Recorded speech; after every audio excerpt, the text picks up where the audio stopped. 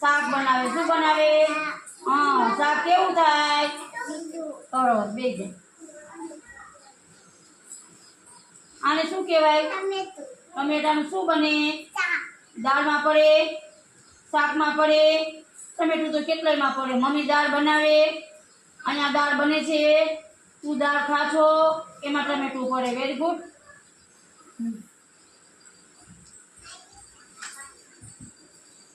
આને શું કહેવાય?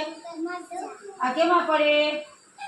દાળમાં, પછી શાકમાં, બધેમાં પડે છે. અને આ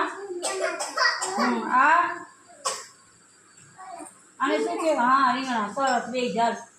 હાલ રવિ, આને શું કહેવાય? આને શું કહેવાય? કયું શાક છે આ? નથી ખબર તો આનું કે